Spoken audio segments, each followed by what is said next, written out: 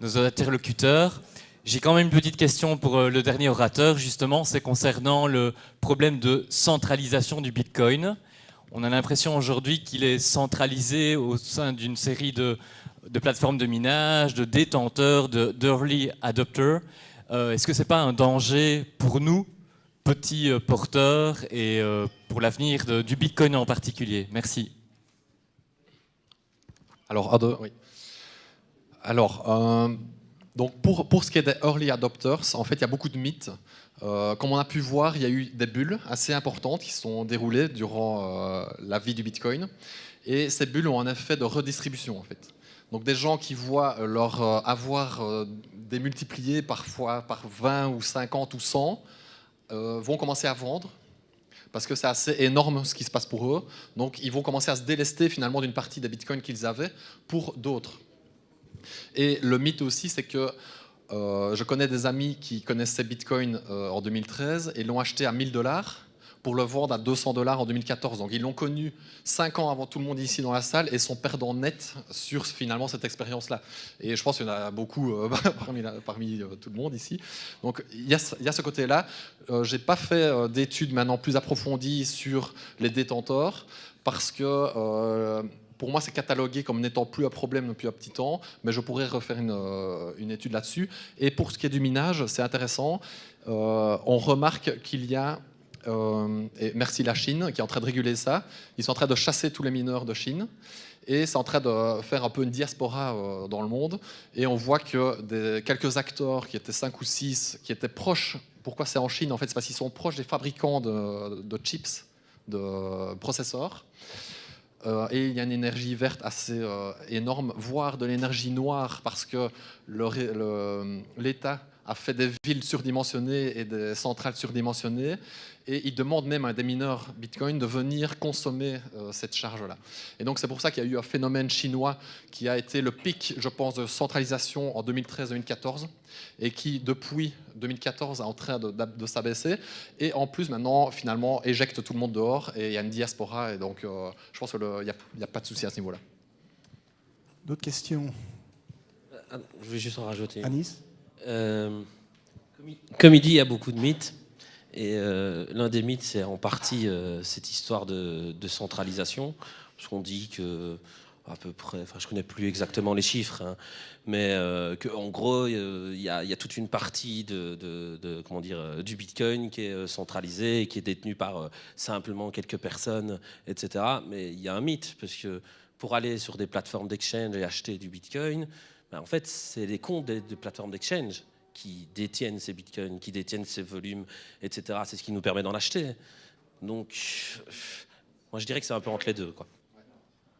En gros, ce qu'Anis veut dire, c'est qu'il y a 5 ou 6 échanges majeurs dans le monde qui sont en gros les banques, pour l'instant, de milliers, voire de millions de personnes qui ont mis tout leur bitcoin dans ces échanges-là. Et ces quelques adresses ressortent, forcément, alors elles faussent un peu les données, en fait.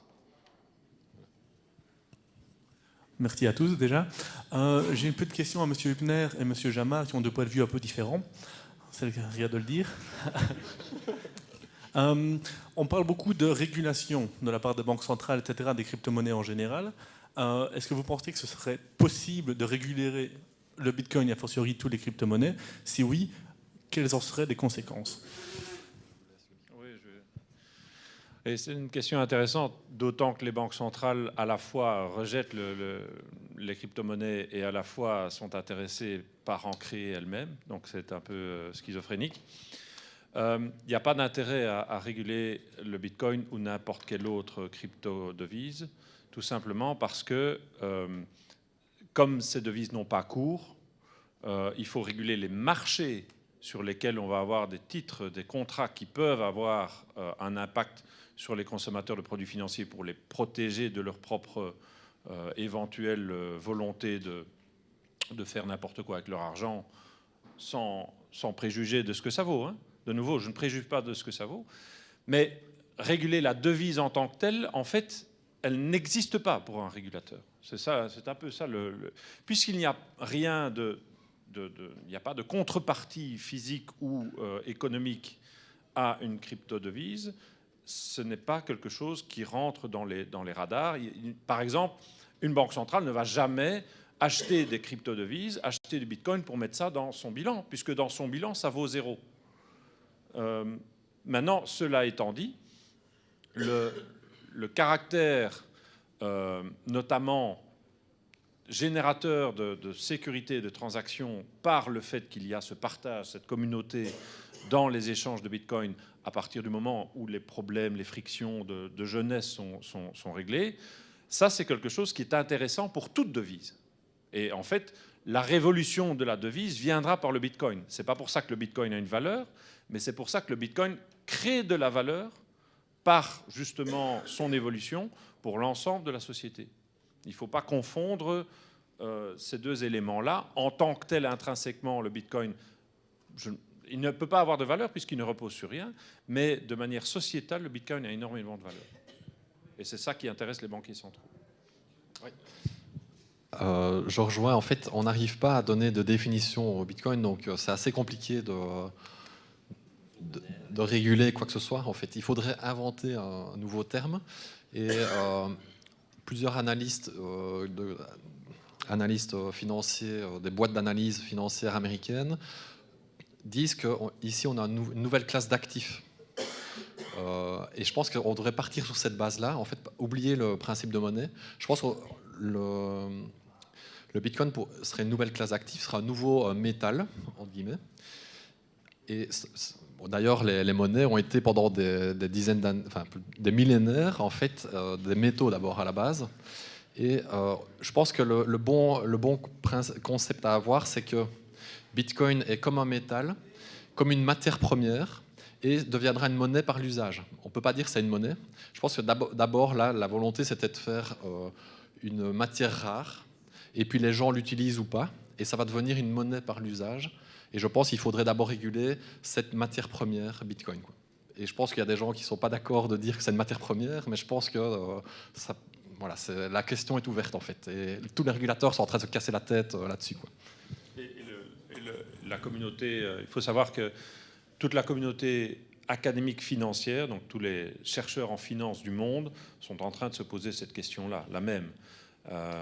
Et de savoir comment indirectement on peut justifier une valeur au Bitcoin en tant que matière première. Ce sont les pistes que j'ai évoquées ne sont rien d'autre que ça. C'est simplement essayer d'imaginer pourquoi ça vaudrait quelque chose. D'autres questions? Voilà. Oui, Gilles. Oui, je voudrais savoir si on peut expliquer la hausse du cours phénoménale en 2017 et la chute ici début 2018. Moi, j'ai mis une hypothèse. Pas possible. Je suis plus âgé que mes voisins et j'ai vu la même chose. Donc, j'y ai cru en 98 parce que on valorisait Internet à travers les actions Internet. C'est ça qui s'est passé. Et bon, effectivement, certaines actions ont survécu. Il faut savoir que l'action Amazon était ridiculement chère en 2000. L'action Amazon vaut plus maintenant qu'elle ne valait en 2000, alors qu'elle était ridiculement chère en 2000. C'était l'archétype de la bulle Internet. Mais pour un Amazon, combien d'actions ont été achetées par des particuliers qui ne valent plus rien? Donc c'est ça, il ne faut pas confondre la valeur globale d'une innovation avec l'objet qui est le reflet de cette innovation. Et c'est là-dessus que je m'inscris en faux. Je vais vous poser une question alors. Vous évoquiez donc, on va dire, l'indice Nasdaq, qui en effet en 2000 a connu un top d'une bulle, qui a mis finalement 15 ou 16 ans pour l'an passé redépasser ce plus haut qui était en fait basé que sur des promesses, au final.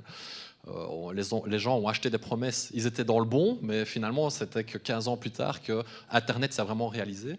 Donc ma question c'est, est-ce que ce moment-là de pic de bulle, c'était pas en 2013 qu'on l'a connu? On a passé 4 ans sous ce pic de prix et que finalement maintenant en 2017, mai 2017, on a redépassé ce pic et on n'est pas dans cette nouvelle croissance finalement beaucoup plus rationnelle. Est-ce que vous avez vu le graphique? Je vais répondre parce que Écoutez, de tout temps, la valeur économique d'un bien s'évalue par la valeur actuelle, avec un taux d'actualisation idoine, des revenus futurs que ce bien va pouvoir engendrer. Ce qui s'est passé en 98, on a parlé d'une notion qui s'appelle la nouvelle économie, où on s'est dit les taux de croissance qui vont être obtenus par l'économie mondiale vont être soutenus sans inflation. Et c'est ce qui soutenait en fait l'ensemble de la bulle Internet. C'est-à-dire qu'on pouvait actualiser les flux futurs à des taux plus faibles, et le taux de croissance était tel qu'il était proche du taux d'actualisation, de sorte que la valeur actuelle des flux futurs était proche de l'infini. Ça, c'était l'idée. Mais pour qu'il y ait une valeur, alors évidemment, on s'est dit, on s'est rendu compte que non, finalement, les taux de croissance n'allaient pas être infinis, que l'inflation, elle allait finalement revenir, etc., etc., les cycles économiques. Bref, on s'est rendu compte qu'il fallait reprendre la bonne vieille technique de l'actualisation. C'est ce qui a fait que le Nasdaq est retombé à des niveaux qui étaient plus conformes à une valorisation économique justifiée. Le problème que j'ai, moi, pour être tout à fait clair, c'est que je ne vois pas quels sont les flux de revenus futurs qui vont être générés par le Bitcoin, par la blockchain, par la technologie que le Bitcoin crée, oui, mais par le Bitcoin lui-même, je ne la vois pas. Et c'est ça le problème. C'est ça mon problème. C'est un moyen. Donc, alors le problème, l'élément qui est intéressant, c'est de se dire, je vais prendre un exemple. Imaginez que vous ayez la partie de gauche et la partie de droite. Et la partie gauche paye des impôts à 100% sur les dividendes que vous recevez. Donc une action qui ne distribuait que des dividendes, vous n'auriez jamais rien puisque vous payez des impôts, tout part en impôts, d'accord ? Et la partie droite, elle ne paye pas d'impôts sur les dividendes. Donc une action qui distribue du dividende, pour la partie droite, a de la valeur. Et pour la partie gauche, n'en a aucune. Vous me suivez, d'accord ? Bon. Que vaut cette action? Ne vaut-elle rien ou vaut-elle quelque chose? En fait, ceux qui sont à gauche vont se dire que, malgré le fait qu'ils n'auront jamais aucun revenu de ces actions, il y a quelqu'un, quelque part, qui va en retrouver des revenus de cette action. Et donc, je vais pouvoir acheter, si je sais que la partie droite valorise l'action à 100, alors que pour vous, elle ne vaut rien, je vais l'acheter à 99 parce que je sais que la partie droite va pouvoir me la payer 100. Et je vais quand même avoir un espoir de réaliser un bénéfice. Mais pour ça, donc, il faut qu'il y ait quelque part, et c'est là tout l'exercice que j'ai proposé en introduction, quelqu'un qui valorise le Bitcoin, qui extrait une valeur économique certaine du Bitcoin. Alors, il y a ceux qui, effectivement, en profitent, les mineurs, ils sont payés en Bitcoin, le Bitcoin monte, donc ils gagnent de l'argent. Et puis, il y a ceux qui, comme nous, pauvres individus, nous nous disons, je vais acheter du Bitcoin parce que la volatilité du Bitcoin introduit un potentiel de gain parce qu'un crétin est plus crétin que moi, il va le payer plus cher. En gros, c'est ça. Et ça vaut de l'argent. C'est con à dire, mais ça vaut de l'argent. Donc, ça peut justifier une valeur économique du Bitcoin simplement par ce potentiel que quelqu'un d'autre participe à la pyramide.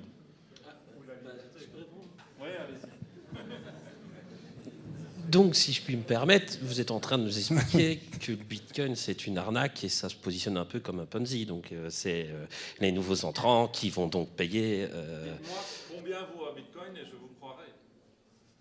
Comment ça? Combien ça vaut? Je sais combien ça coûte. Ouais. Mais combien ça vaut? Ah, mais ça, c'est peut-être une question. Moi, ma question à moi, au milieu, c'est... Est-ce que c'est une arnaque? Est-ce que c'est un Ponzi? Parce que foncièrement, je crois que les gens qui sont là... Le Bitcoin ne parlait pas de valeur, donc il voulait arnaquer personne. L'arnaque se construit toute seule. Alors, on va.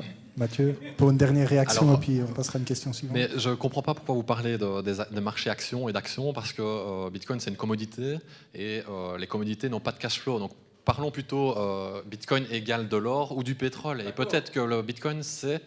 Donc la proposition de valeur du Bitcoin, je pense qu'en détenir, ça permettra d'interagir avec la blockchain Bitcoin. C'est juste ça. Donc c'est un peu, un pétrole sera un moyen de pouvoir interagir avec une blockchain qu'on connaît solide, qui existe depuis 9 ans, qui sera là encore pour quelques dizaines d'années. Il va y avoir des applications là-dessus, donc il faudra en détenir dans ses portefeuilles pour interagir avec.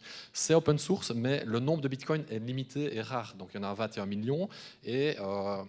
il en faut, du coup, en acheter. Bon. On ne peut pas créer des bitcoins. Donc, en gros, c'est le pétrole d'une future économie. Je pense qu'il ne faut pas le voir comme étant une action.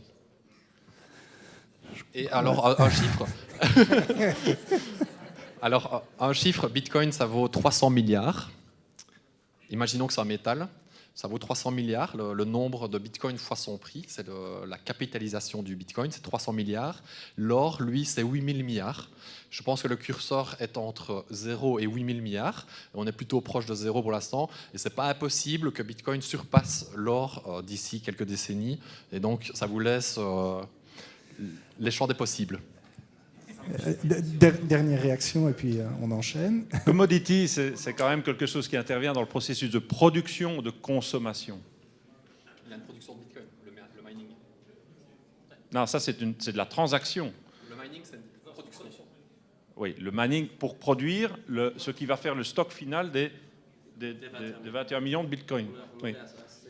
Moi, je Mais peux pas entrer, je dois avoir... Et la production de Bitcoin est matérialisée par quoi au niveau physique? Bêtement, des processeurs qui consomment de l'énergie. Donc c'est un coût. Oui. Ok. Ben, je comprends pas. Bon, on enchaîne, parce qu'on a une question qui est posée par Fabrice sur Twitter, c'est, je ne sais pas lequel d'entre vous va répondre, que pensez-vous de Ethereum? Merci Laurent. Bah, c'est extraordinaire, quoi. Il y a quelqu'un qui a été voir le code source de la blockchain du Bitcoin qui s'est dit ce concept est fantastique, je vais faire une copie de la blockchain et je vais ajouter des fonctions. Donc aujourd'hui, on a 1400 différents types de blockchain à laquelle on peut ajouter des fonctions, quoi. Ethereum, c'est super. Je ne travaille pas avec Ethereum parce que, moi, c'est la plateforme, c'est Waves. On a compris. Et donc, oui, non, c'est super. On sait stocker des fichiers dans la blockchain, on sait faire plein de choses. La création de valeur, elle est là, quoi. Annick, Voilà, une réaction, Je ne vais pas rajouter grand-chose, mais ce qu'il faut savoir, c'est que le créateur d'Ethereum, c'est un développeur de Bitcoin à la base. Il a aidé la communauté à faire développer cette technologie, ce protocole, etc. Et puis à partir d'un moment, comme dans beaucoup de groupes, quand vous n'avez plus la même vision et que vous voulez mener à votre propre projet, voilà, il s'est séparé. Il a mis en place cette histoire de smart contract que j'ai essayé de vous expliquer tout à l'heure, et qui, je pense, comme tout le monde ici a l'air de le dire, permet, avec la blockchain, de révolutionner tout un tas de secteurs, tout un pan de l'économie. Et donc, voilà, je ne vais pas en rajouter. Oui, je vais le trouver.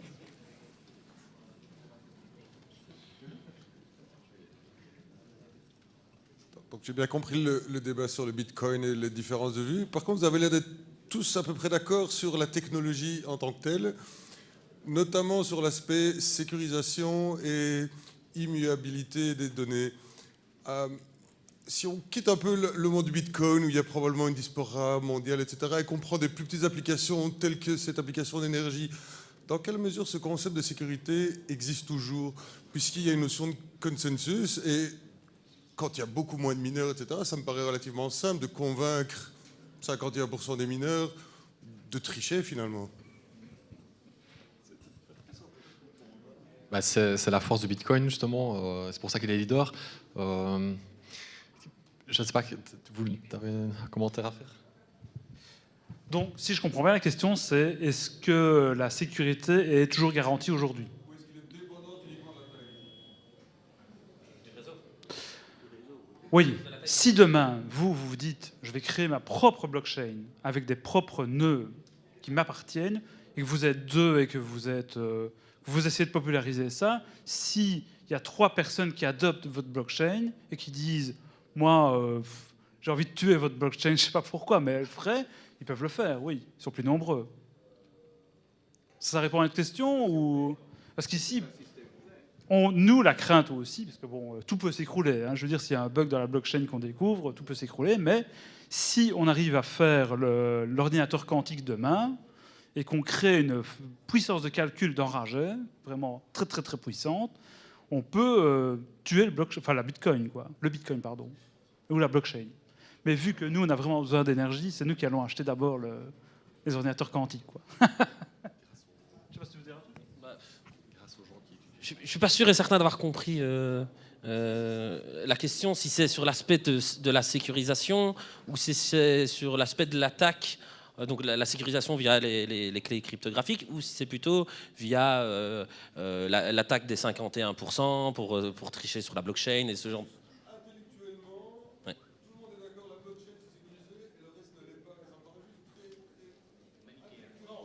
On n'a pas dit que le reste n'était pas sécurisé. On apporte juste un modèle où cette fois-ci on ne va pas utiliser un tiers de confiance, par exemple comme la banque, pour dire que je vais vous envoyer de l'argent. Je ne sais pas si vous comprenez, quand je fais un virement, la banque vérifie que j'ai bien de l'argent pour pouvoir vous l'envoyer, etc. Ici, c'est un logiciel qui va le faire, entre parenthèses, pour vous. Donc, comment dire, le Bitcoin, il faut vraiment bien le comprendre. De base, c'est un logiciel qui est distribué à travers le monde chez tout le monde, tous ceux qui veulent en tout cas l'utiliser, qui installent des clés, etc. Et puis qui vont en gros participer au réseau afin de consolider le réseau, la puissance de calcul du réseau, valider les transactions, etc. Donc du jour au lendemain, le Bitcoin ne va pas s'écrouler, on ne va pas avoir d'attaque de 51%, en tout cas pour le Bitcoin. Je crois qu'on dit qu'il faudra un pays comme les États-Unis ou la Russie ou voire la Chine et toute leur puissance de calcul, donc tous leurs ordinateurs pour pouvoir casser Bitcoin. Vous comprenez bien qu'il n'y a pas grand intérêt. Ou alors la deuxième solution, c'est d'acheter tous les Bitcoins. L'État qui a assez d'argent pour acheter tout le Bitcoin, voilà. Mais je ne dis pas qu'il n'y a pas de risque. Hein. Les technologies évoluent, etc. Et donc il faut faire le suivi. Je vais essayer vite de répondre. En fait, il y a toujours une menace. Elle a toujours été permanente depuis que Bitcoin existe. Et en fait, l'arbitre dans tout ça, c'est le prix du Bitcoin, en fait. Et que gagnerait un acteur malin à dépenser énormément, parce qu'il faudrait vraiment qu'il s'y prenne pendant plusieurs mois, voire qu'il mobilise toutes les entreprises chinoises pour faire des ASIC, on appelle ça, pour miner le Bitcoin. Il faudrait qu'il les mobilise pendant plusieurs mois, qu'il dépense des milliards et des milliards pour finalement attaquer la blockchain Bitcoin. Mais à quel but, au final je ne vois pas pourquoi, en fait. Mais il y a toujours une menace potentielle. Et je pense qu'on a passé un gap où il n'y a plus un État ou une corporation qui pourrait attaquer, avoir les budgets suffisants pour attaquer, en fait. Mais oui, mais vous avez raison que n'importe quelle petite blockchain qui est sécurisée par peu de mineurs.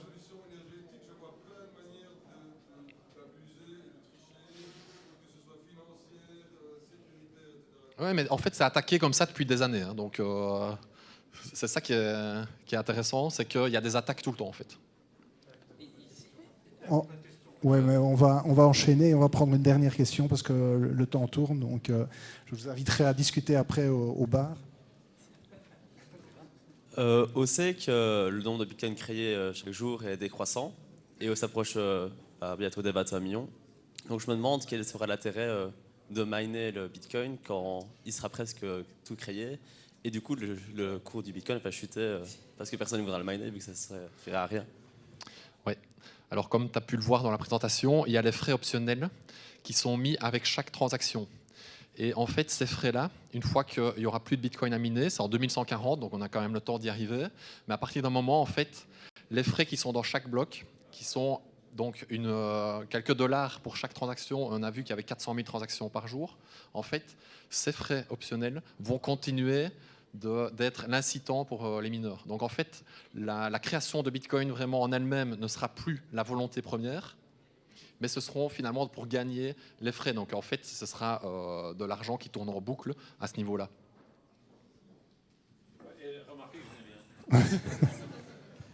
Il y a déjà des blockchains où tu crées directement la quantité de monnaie. Donc si on crée le café numérique Coin sur la plateforme sur laquelle je travaille, tu crées la quantité de monnaie définitive. Et tu ne gagnes de l'argent que sur les transactions. Donc ça fonctionne. Enfin, c'est illégal, mais ça fonctionne.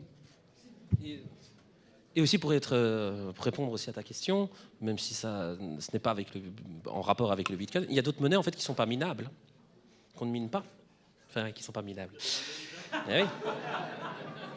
Et donc voilà, comme il l'a dit, à ce moment-là, comme c'est pas minable, il faut quand même avoir des transactions, il faut quand même pouvoir valider ces transactions. Et il y a d'autres technologies qui sont mises en place, mais je ne crois pas que tu en as parlé, mais il y a d'autres en gros technologies qui sont en train d'être mises en place. On est en train de faire évoluer toutes ces blockchains, Ethereum et autres, pour arriver à des consensus qui nous permettent en fait de ne plus utiliser cette émission de nouveaux tokens, de nouveaux bitcoins pour payer les personnes qui tiennent en fait le réseau. Il faut bien comprendre ça. Les mineurs permettent de faire tenir le réseau, de suivre les transactions. Voilà. Merci à tous d'avoir participé. Merci à nos orateurs. Prochain café numérique le 7 février. Et je vous invite aussi à vous rendre sur la page de cet événement sur notre site, où vous pouvez coter la soirée et nous dire si vous avez apprécié ou pas et nous faire un feedback. Ça nous ferait très plaisir. Merci à tous.